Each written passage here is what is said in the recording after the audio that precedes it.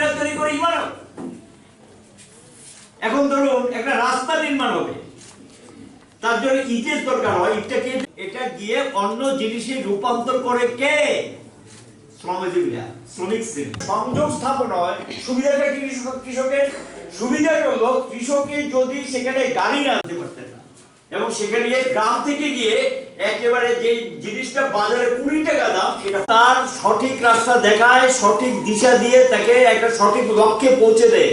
সত্যিকারে যারা তার কথা ভাবে তাদেরকে ছেড়ে অন্য শিবিরের সঙ্গে যুক্ত হয়ে গেছে। এটা মুখ্য কারণ হলো ওই যে কথাটা আমি বললাম, সংগঠনের সদস্যপদ করেছি, সংগঠনের সঙ্গে আমরা নিয়ে এসেছি, কিন্তু তার চেতনা মানটাকে বিকশিত করার যে কাজ, তোমার প্রকৃত শত্রুকে, তোমার বন্ধুকে, কোন পথটাতে গেলে তুমি তোমার ছেলে মেয়ে সহ গোটা পরিবার নিয়ে একটা উন্নত ভবিষ্যৎ পাবে, যেখানে অন্ততপক্ষে আমার যে বেসিক যে সমস্যাগুলো, যেগুলো ছাড়া একটা মানুষ সামনের দিকে যেতে পারে না, সেই সমস্যাটা কি? এক, কাজ চাই, কাজ না থাকলে রোজগার আসবে না, রোজগার না থাকলে টাকা আসবে না, টাকা না থাকলে আমি কিছু সংগ্রহ করতে পারবো না, দারিদ্রতা আমাকে তাড়া করবে। তাহলে কাজ ছাড়া কাজের যে দাবি, আমার যে কাজ চাই, এই দাবিটা কে পূরণ করবে? এবং দাবি এবং কাজের ক্ষেত্রটা কে তৈরি করবে? সরকার। সরকার মানে কি? সরকার তো হাওয়া চলবে না, কোন না কোনো রাজনৈতিক দল সরকার চালাবে, পঞ্চায়েত থেকে আরম্ভ করে মিউনিসিপালিটি থেকে শুরু করে রাজ্যের মুখ্যমন্ত্রী থেকে কেন্দ্রের প্রধানমন্ত্রী, রাজনৈতিক দলের দল। যে রাজনৈতিক দল যে স্তরে যে প্রশাসনটা চালায়, সেই রাজনৈতিক দলের চিন্তা ভাবনা এবং তার যে নেওয়া কর্মসূচিগুলো সরকারি সিদ্ধান্তে রূপান্তরিত হয়, যেটা আমরা এখন লক্ষ্য করছি, আমাদের অভিজ্ঞতা তৈরি হচ্ছে, ঠিক না? বামফ্রন্ট সরকারের সময় একরকম, এখনকার সরকারের সময় আরেক রকম। তাহলে কি বামফ্রন্টের যে রাজনীতিটা, সেই রাজনীতি ছিল এক ধরনের, কার জন্য? শ্রমজীবী গরিব মানুষ, আম জনতার জন্য। আর বর্তমান যে সরকার, তার যে রাজনৈতিক দৃষ্টিভঙ্গি, তার যে রাজনৈতিক কর্মসূচি, যেটা সরকারি সিদ্ধান্তে রূপান্তরিত হয়, এই যে সরকারি প্রশাসনিক যে সিদ্ধান্তগুলো নিয়ে আমাদের উপরে যে আক্রমণটা নেমে আসছে, এটা পেছনে কে? একটা আরেকটা রাজনীতি। সেই রাজনীতির কার? যারা শ্রমজীবী গরিব মানুষকে ঠকায়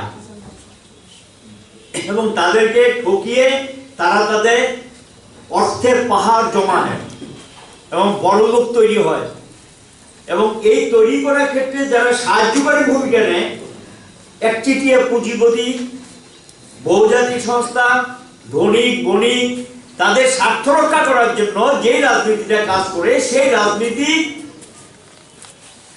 বছরে বিজেপি কংগ্রেসের মতো দলগুলো এটা অস্বীকার করার সুযোগ নেই। এরা বড় লোকের দল, একচেটিয়া পুঁজিপতি, ধনিক বণিকদের স্বার্থ রক্ষাকারী দল। স্বাভাবিক নিয়মেই তারা কখনো বড় লোকদের কিছু পাইয়ে দিতে হলে শ্রমজীবীদের পকেট কাটতে হয়, আমজনতা পকেট কাটতে হয়, কারণ এটা বিপরীত ধর্মী। আবার শ্রমিক শ্রেণী যদি লড়াই পদ্ধতি কিছু আদায় করে নিয়ে আসে, কার পকেট কাটা পড়ে? একচেটিয়া পুঁজি, দলিত বণিকদের পকেট কাটা পড়ে। একটা আসবে বিপরীত ধর্মী। আপনি কিছু পাওয়া মানে তার কিছু পকেট থেকে যাওয়া। আবার তারা যদি কিছু আয় করতে হয়, আপনার সর্বনাশ করে তাদের আয় করতে হবে, ঠিক কিনা? এর মধ্যে কোনো রাস্তা নেই, কিন্তু মধ্যের কোনো রাস্তা নেই। তাহলে এরা বড় লোক, একচেটিয়া পুঁজিপতি, ধনিক বণিক, যোদ্ধা, জমিদারদের স্বার্থ রক্ষাকারী দল। এই যে বিষয়টা, এসব সম্পর্কে আমাদের একটা পরিষ্কার পরিচ্ছন্ন ধারণা আগে থাকতে হবে। এটি হলে এক ধরনের শ্রেণী সংগ্রাম। আমরা যে শ্রেণী, আমরা কি চাই? কাজ চাই, খাদ্য চাই। আমি জন্ম নিয়েছি, এই সমাজে আমাকে বসবাস করতে হবে। যে সমাজ ব্যবস্থা আমার খাদ্যের ব্যবস্থা করে দিতে পারে না, কাজের ব্যবস্থা করে দিতে পারে না, আমার ছেলে মেয়ের পড়াশোনা করাতে পারি না, চিকিৎসার ব্যবস্থা করাতে পারি না, থাকার জন্য একটা ঘর নির্মাণ করতে পারি না, একটা স্বাভাবিক জীবনযাপন করতে পারি না, আমার যা প্রয়োজন সেটা আমি সংগ্রহ করতে পারি না, এই সমাজ ব্যবস্থাটা যারা চালায়, সমাজ ব্যবস্থাকে যারা নিয়ন্ত্রণ করে, তারা কার? একচেটিয়া পুঁজি, ধনিক বণিক, বড় লোকদের স্বার্থবাহী বা তল্পিবাহক একটা দল। কাজেই এটার বিরুদ্ধে যে লড়াইটা হবে সেই লড়াইটা করতে গেলে আমাদের এই জায়গাটাতে শ্রেণীগত অবস্থান থেকে গরিব অংশের মানুষ তারা সংখ্যায় কত প্রায় কৃষকরাকে যুক্ত যদি আমরা করি 80% হবে, প্রায় 80%। আমি কমিয়ে বললাম 80%, এটা সংখ্যারও বেশি।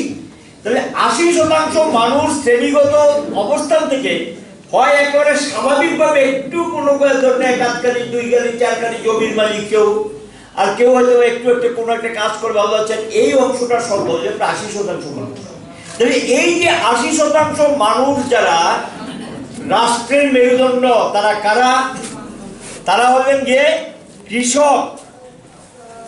তারা খাদ্য যোগায়, তারা খাদ্য উৎপাদন করে যা